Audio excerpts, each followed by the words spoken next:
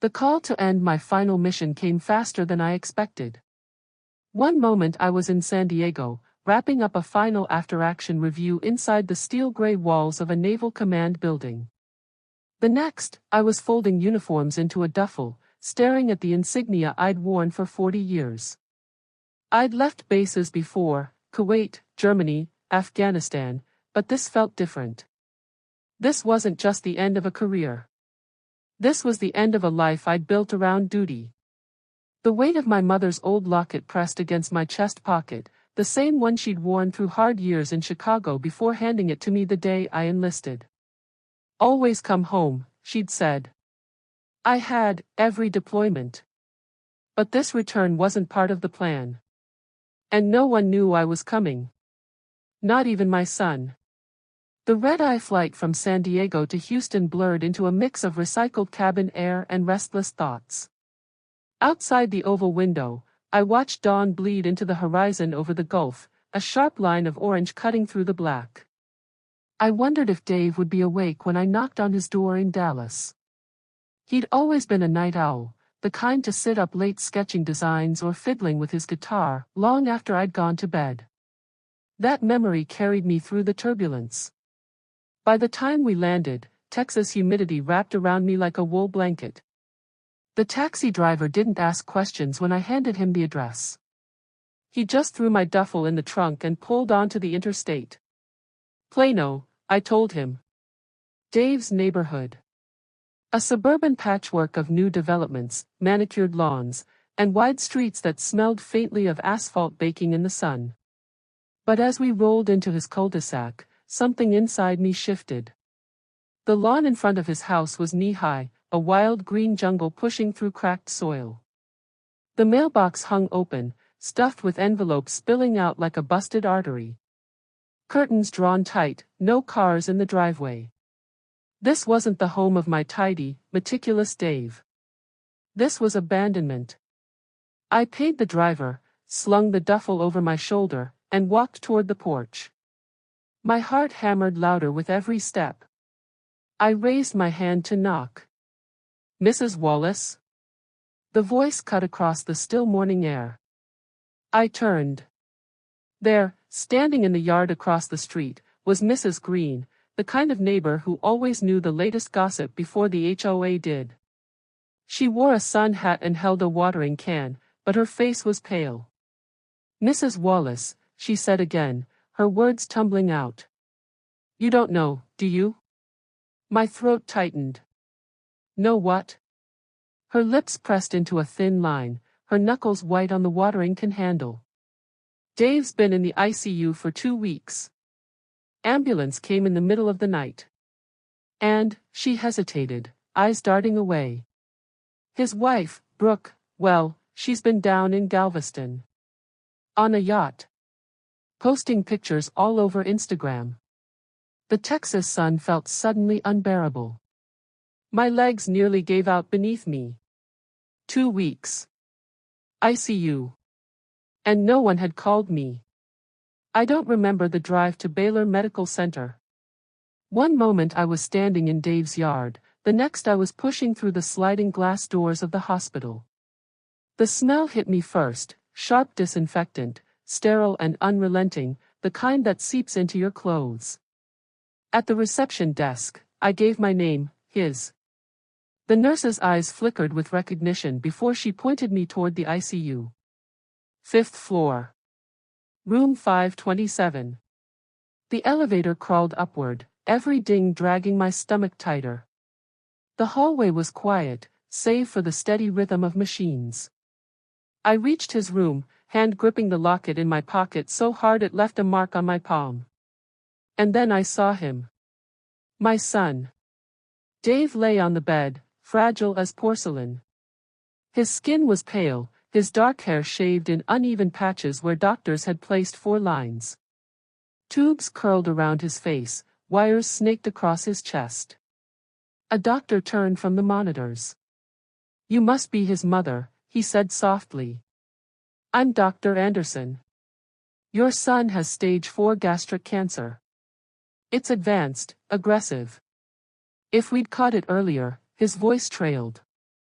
He's been here 2 weeks. No visitors. No visitors. The words lodged like glass in my chest. I stepped closer, brushing the back of his hand with my fingers. Cold. Fragile. And then, with effort, his eyelids lifted. For a fleeting second, his green eyes met mine, the same eyes I'd watched light up when he played his first high school football game, beaming from the field. "I love you, Mom," he whispered. A breath more than a voice. I opened my mouth, but before I could speak, the monitor flatlined. That long, piercing tone cut through me, shattering everything inside. Nurses swarmed in, Dr. Anderson barking commands, their hands pressing, shocking, pleading with his body to stay. I stumbled into the hallway, frozen, the locket biting into my palm. Minutes stretched into eternity before the door opened again. The doctor's face told me everything before he spoke. "I'm sorry. We did everything we could." My knees nearly buckled. The world blurred. All I could think, all I could feel, was that I had come home too late. The house was suffocatingly still when I returned that evening, the hospital's sterile smell still clinging to me. The keys felt foreign in my hand. Inside, the air was stale, heavy with neglect. Takeout containers crowded the sink. Half-drunk glasses of wine sat abandoned on the coffee table, dust layering their rims. The silence screamed. In the kitchen, a pile of unopened mail leaned precariously against the wall. I tore into it, overdue credit card statements, late mortgage notices, utility shut-off warnings. Dave had never been careless with money. Something was wrong. I carried the mail into his small office, the swivel chair askew like someone had rushed out. Papers littered the desk. Among them, a thick stack of receipts. The first, $95,000 for a yacht rental in Galveston. Dated the same week Dave had been admitted to the ICU. Another, $62,000 from Cartier in Houston. Jewelry. More followed, luxury clothing boutiques, fine dining, beachfront resorts, all charged to Dave's credit card. All while my son was fighting for his life alone. I collapsed into the chair, the receipts trembling in my hands. Images of Brooke, smiling, posting photos from a yacht while Dave withered in a hospital bed, flooded my mind. My son's trust, his money, his future, bled dry by the woman he thought would love him. I stacked the receipts neatly, each one a dagger of betrayal. Then I reached for my phone. Brooke's number was still saved, though I hadn't used it in months. My thumb hovered. Pressed. She answered almost instantly. Music thumped in the background. Laughter. A yacht party in full swing. Brooke's face appeared on my screen, sunglasses, drink in hand, smile wide. Well, she drawled, look who finally decided to call. Dave's gone, I said flatly. My voice steady, though every part of me burned. Her smile faltered, then returned with a shrug. She sipped her drink. It was inevitable. You knew he'd been sick. Nothing anyone could do. And the charges on his card? The yacht? The jewelry? Her laugh was careless, sharp. What's his is mine. That's how it works. Marriage, sweetheart. The casual cruelty in her voice was worse than a knife. I memorized her smirk, the gold hoops swinging from her ears, the ocean behind her. Enjoy the view, I said. She tilted her head, confused. Because it's the last one you'll ever buy on my son's dime. And I hung up. My fingers tightened around my mother's locket, the metal cool and steady in my hand. It was time to make sure Brooke never touched another cent of Dave's legacy. I had buried too many soldiers. I never thought I'd bury my own son. The funeral was small, too small for the life Dave had lived. Just me, a few of his childhood friends, and Mrs. Green from across the street, who squeezed my hand so tightly I thought my bones might crack. Brooke wasn't there. Of course she wasn't. She was probably sipping champagne on the Gulf, basking in the glow of Instagram likes. I stood by the coffin, my hand flat on the polished oak, whispering the words I hadn't been able to say in the hospital. I'm here now, Dave. And I swear to you, I'll make this right. Back at his house, the silence pressed against me like a physical weight. His guitar leaned in the corner, one string broken. The couch where he and I used to watch Cowboys games looked foreign without him sprawled across it, hollering at referees through the screen. I couldn't cry anymore. The grief had burned into something sharper. Purpose. The receipts were still spread across the desk, a map of betrayal. Yacht parties. Jewelry. Resorts. Tens of thousands spent while Dave was in the ICU. But there was more. I dug through his laptop, every file, every email, every statement. The truth unfolded slowly, like a battle plan revealed one coordinate at a time. Dave had begged Brooke to visit him in the hospital. She hadn't responded. He had tried to freeze the joint accounts. Somehow, she'd convinced the bank to keep them open. His last messages to her, unanswered, were still there on his phone, tucked in his nightstand drawer. Please. Just come. I'm scared. I don't want to be alone. My hand shook as I read.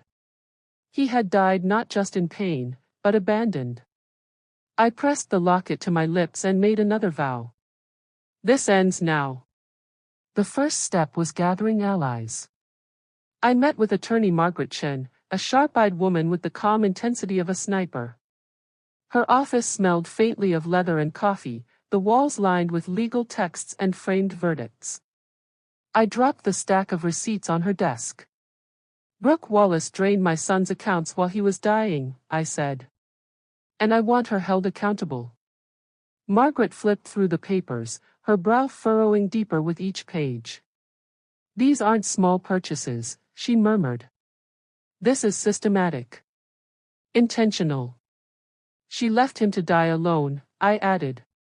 My voice cracked despite myself. Margaret set the receipts down, her expression turning flinty. We can build a case. Fraud. Financial abuse.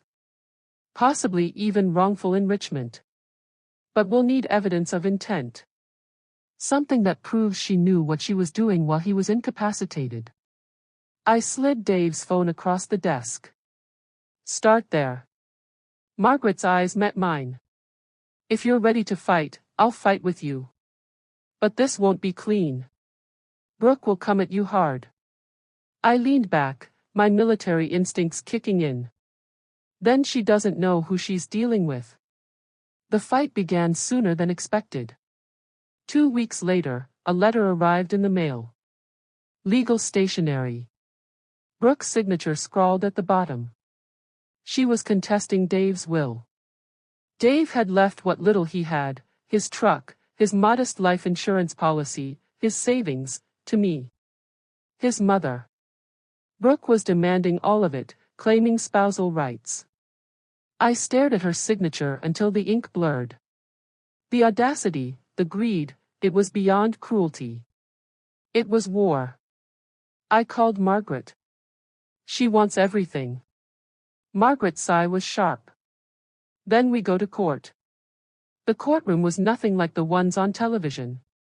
No grand drama, no booming speeches. Just a beige box with flickering fluorescent lights and a tired judge who'd seen too many families torn apart by money. But when Brooke walked in, wearing a white dress better suited for a cocktail party, sunglasses perched on her head, I felt my stomach twist. She smiled at me like this was some game. My hands clenched into fists under the table. Margaret rose first, her voice steady as she laid out the facts. The receipts. The bank records. The messages Dave had sent, pleading for Brooke to come. This is not a widow mourning her husband, Margaret said firmly. This is a woman who abandoned him in his final hours while exploiting his finances for her own pleasure. Brooke's lawyer countered with a smirk. She was entitled to the funds as his wife. Marriage grants that right. My client's spending habits are irrelevant. I wanted to leap across the table and rip the smirk off his face. But I sat still, gripping the locket so tightly I thought it would break. Then Margaret pulled out the phone. Dave's final messages, displayed on the big screen for the court. Please. Just come. I'm scared. I don't want to be alone. The courtroom fell silent. Even the judge shifted uncomfortably in his chair. Brooke's smile faltered for the first time. The case dragged for weeks. Motions. Counter-motions. More evidence surfaced. Instagram posts time-stamped the exact hours Dave had been in emergency care. Photos of Brooke laughing on yachts, drinks in hand, while monitors beeped beside my son. Each post was another bullet in the chamber. Each day in court was another battlefield. And each night, I sat alone in Dave's house, surrounded by his things, reminding myself what I was fighting for. This wasn't about money. This was about justice. The verdict came on a gray Tuesday morning. The judge's gavel struck, his voice steady. In light of the evidence presented, the court rules in favor of the petitioner, Mrs. Wallace. The contested assets, accounts, and property shall remain with her. Furthermore, Mrs. Brooke Wallace is found guilty of financial misconduct and ordered to repay the estate the amount of $257,000, plus penalties. My knees nearly buckled with relief. Brooke's gasp echoed through the room. She stood, her face flushed red with fury. This isn't over, she hissed at me. I rose slowly, looking her dead in the eye. My voice was calm, measured, the way it had been in every debriefing I'd ever given. Oh, it's over, I said. And you lost. Outside the courthouse, the Texas sun beat down on me. For the first time in weeks, it didn't feel suffocating. I touched the locket at my chest, whispering into the breeze. We won, Dave. She'll never touch your name again. But as the wind carried my words, I knew the war wasn't truly finished. Brooke was greedy. Vindictive. Dangerous. And people like her didn't just slink away quietly. This was only the first battle. And I was ready for the war. Winning in court was supposed to feel final. But it didn't. The papers were signed, the assets secured, the verdict public record. Yet every night I locked the doors twice, checked the windows 3 times, and kept a baseball bat leaning against the wall beside my bed. Because Brooke wasn't the type to fade quietly into shame. And I knew it. It started small. The first week after the verdict, I found scratches carved deep into the side of my truck. The kind you couldn't buff out with polish. Words etched in jagged strokes, thief. 2 days later, an envelope slid under my front door. Inside, photos. Candid shots of me at the grocery store, walking into the courthouse, visiting Dave's grave. Each one circled in red ink. No note. No signature. Just the message, I'm watching you. I'd been trained to recognize intimidation tactics. This was textbook. But this wasn't an insurgent in a war zone, this was a woman who had married my son. And she was unraveling. I called Margaret first. She urged me to report everything to the police. I did. The officers were polite, took the report, even drove by the house a couple times. But without direct proof linking Brooke, their hands were tied. She's clever, Margaret warned. She'll push until you break, or until she makes a mistake. I didn't plan on breaking. Instead, I planned on watching her back. The opportunity came faster than I expected. One evening, I sat in Dave's old office, reviewing his papers again, when I noticed something I had overlooked. Among the receipts was one for a storage unit in Galveston, rented just weeks before Dave's hospitalization. Paid under Brooke's name, but with Dave's account. Why would she need a storage unit? I drove down the next morning. Galveston's air was thick with salt, the sound of gulls and crashing surf carrying across the lot of corrugated metal doors. The clerk barely looked up as I flashed my ID and explained I was handling estate matters. He waved me through without a fuss. The unit was number 43. Rust streaked the lock. I broke it open with a crowbar I'd brought along. Inside, the stench of mildew hit me first. Then the sight of it all. Crates of unopened luxury goods. Designer handbags stacked like sandbags. Jewelry boxes. Cases of wine, still sealed. And tucked in the corner, a safe. I forced it open with the crowbar, heart hammering. Inside, wads of cash, passports, and something worse, ledgers. Handwritten notes cataloging spending, withdrawals, names. Not just Brooks, but men she'd been funneling money to. Multiple accounts. Offshore banks. This wasn't a grieving widow blowing through inheritance money. This was fraud on a scale far beyond Dave. And now I had the proof. I wasn't naive enough to drive home with evidence like that. Years of service had taught me about chain of custody. So I called Margaret, explained what I'd found, and by that evening, the FBI had their hands on the ledgers. Financial Crimes Division will eat this alive, the agent told me as he flipped through the files. She's not just guilty of draining your son's accounts. She's been laundering money. Brooke had just moved from petty fraud to federal crime. For the first time since Dave's death, I felt the scales of justice tilt heavily in my favor. But Brooke wasn't done. She came to my house.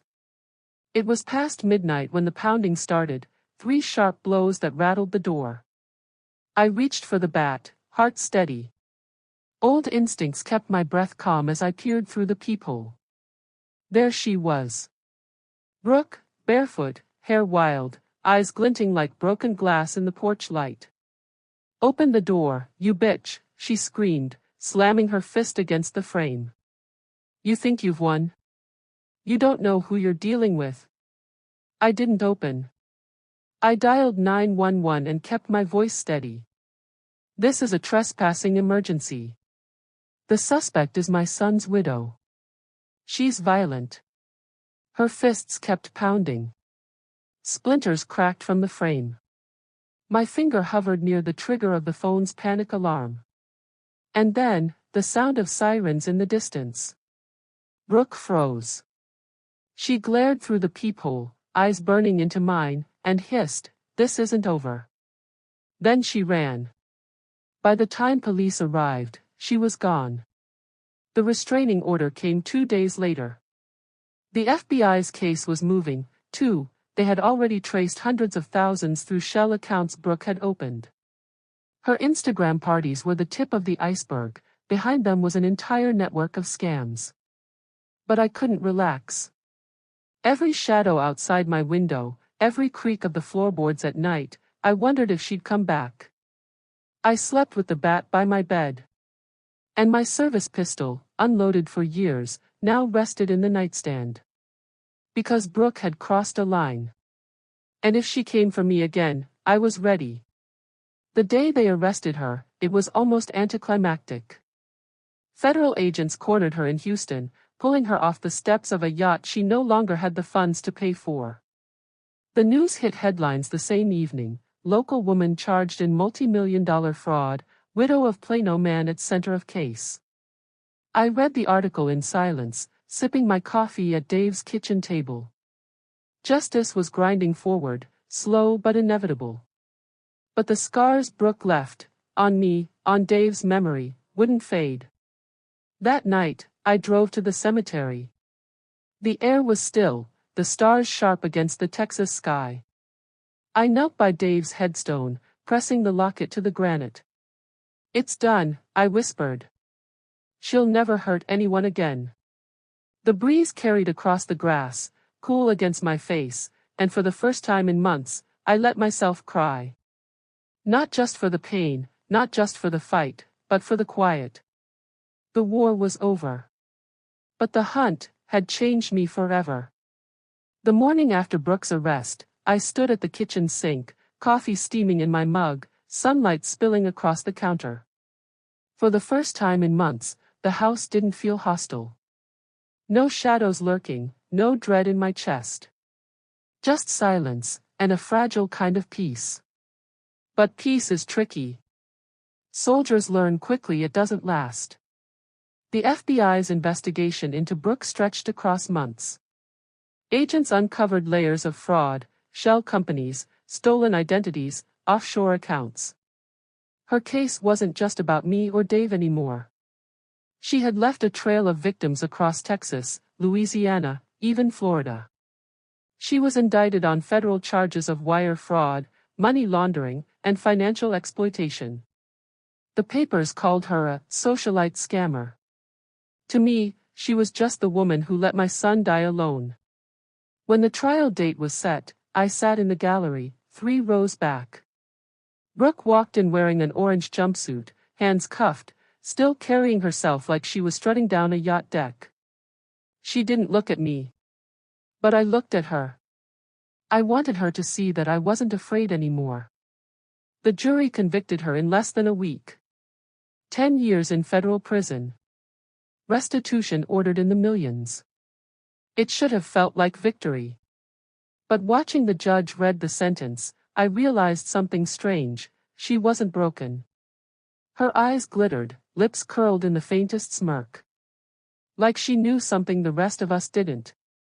That night, sleep wouldn't come. Every creak in the house made me sit up, hand on the pistol in my nightstand. I told myself she was locked away. That she couldn't touch me anymore. But the unease lingered. Because people like Brooke didn't just disappear. Weeks turned into months. Slowly, I began to reclaim my life. I volunteered at the VA, helping other veterans navigate benefits paperwork, sitting with the lonely ones who had no family. I picked up my paints again, filling canvas after canvas with skies and storms, trying to paint the grief out of my system. And every Sunday, I visited Dave's grave. I'd sit on the grass, reading him the news, telling him about the neighbors, about Mrs. Green's new dog that wouldn't stop digging up her yard. Sometimes I laughed. Sometimes I cried. But always, I kept my promise, to never let his memory be swallowed by Brooke's betrayal. Then the letters started. The first one came in a plain white envelope, no return address, just my name scrawled in block letters. Inside, one sentence written in Brooke's sharp hand. You can't bury me. I burned it in the sink, watching the paper curl into ash. The second letter arrived 2 weeks later. This one was typed. Detailed instructions on what would happen to me if I didn't release what I stole. There was no signature, but I knew. Prison walls don't stop a woman like Brooke. I reported the letters to the FBI. They took copies, nodded, said they'd investigate. But their assurances rang hollow. I started checking my 6 everywhere I went. Grocery store aisles. Gas stations. Parking lots. Old habits from deployment returned like ghosts, always facing the door in restaurants, scanning rooftops, noting exits. The war wasn't over. It had just changed terrain. Then one evening, as the cicadas screamed in the summer heat, Margaret came by with news. They've connected Brooke to an accomplice, she said, sitting at my table. One of the men in her ledgers. He's still out there. And he may be the one sending these letters. I leaned back, the old soldier in me snapping to attention. So she's running her games from prison? Margaret's eyes were tired. Looks that way. The Bureau thinks she's passing instructions through coded calls, maybe even through visitors. The rage that surged through me was white-hot. Brooke wasn't just haunting me, she was weaponizing others to do it. I slammed my hand against the table. Then I'll stop her myself. Margaret's eyes widened. You can't. That's not how this works. But it was too late. The hunter in me was awake again. I started digging. I traced every name in the ledgers I'd seen, cross-referenced them with property records, business licenses, arrest reports. The VA had given me access to research tools for veterans' benefits, and I used every loophole I could to track Brooke's network. And slowly, the map came together. Not just Brooke. Not just one accomplice. A ring. Dozens of them. Scammers, grifters, con artists, all orbiting Brooke like she was their queen. And even behind bars, she was still pulling the strings. The decision crystallized one night as I sat staring at Dave's photo. This wasn't just about revenge anymore. It was about stopping her. For him. For every victim whose name wasn't in the headlines. And so I began to plan. My training came back in pieces, like muscle memory awakening after years of sleep. Surveillance. Counter-surveillance. Building profiles. Establishing safe communication lines. I wasn't going to let Brooke's shadow destroy more lives. But I wasn't naive, either. I knew what I was stepping into. This wasn't a courtroom battle anymore. This was a hunt. And I was done being prey. The next morning, I packed a small bag, just essentials. Documents, burner phone, cash. I locked Dave's house, kissed my fingers, and pressed them against his doorframe. I'll come back, I whispered. But I have to finish this first. As the sun rose over Texas, I slid behind the wheel of my truck, engine rumbling beneath me, and pointed it south toward Houston, the last place Brooke's accomplice had been spotted. The war wasn't over. It was just beginning again. The first time I stepped into the FBI field office, it felt like walking into a different world. The fluorescent lights buzzed overhead, agents tapped at keyboards with precise urgency, phones rang constantly, and every desk had stacks of files so tall I thought they might topple. Margaret met me at the door. Her suit was impeccable, but her eyes betrayed exhaustion.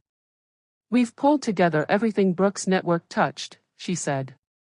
Accounts, shell companies, wire transfers, everything. But we need someone who knows the victims personally, someone who can help us connect the dots. That's you. I nodded. The memory of Dave's smiling face flared in my chest. This wasn't about revenge. It was about preventing another mother, or father, or child, from feeling the same hollow pit of loss I had endured. We started with the letters. Each envelope, each coded message Brooke's accomplice had sent, was examined under magnification. The Bureau's linguists and cryptologists worked tirelessly, but I could sense patterns that machines couldn't catch, small phrases, handwriting slants, the rhythm of her insults.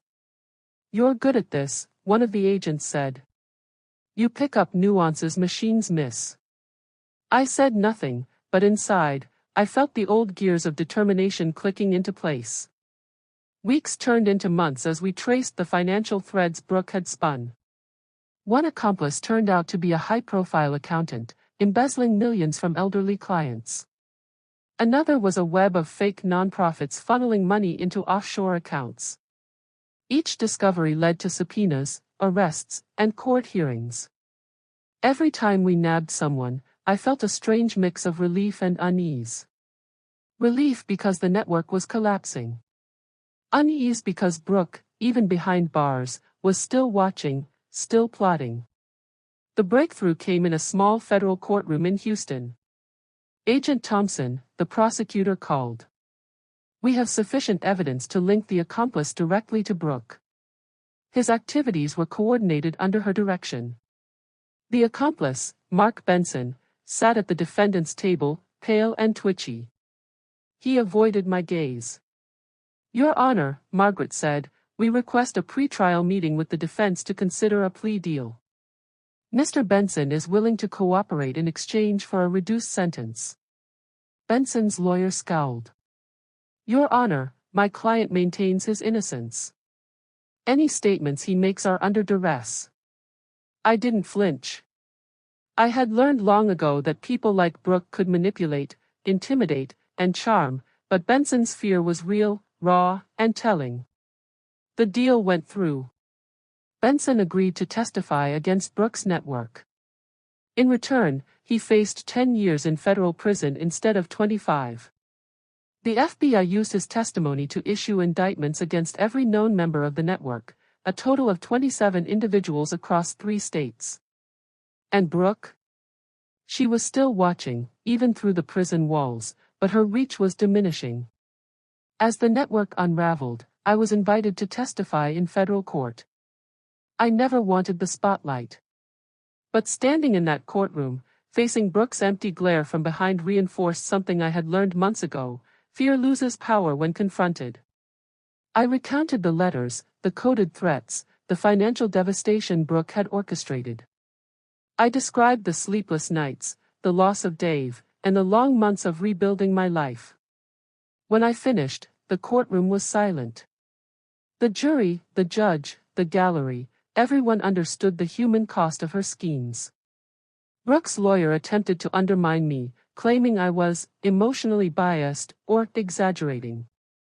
But every question I answered calmly, factually, methodically. Every ledger, email, and bank record backed my testimony. The trial stretched over 3 weeks. Witness after witness described Brooke's manipulations and the havoc she had caused. Agent reports, intercepted communications, financial audits, all pieces of the puzzle converged. Finally, the jury retired to deliberate. I sat outside the courtroom, hands clenched around a paper cup of coffee, waiting. Margaret sat beside me, her presence steady and reassuring. You've done everything you could, she said softly.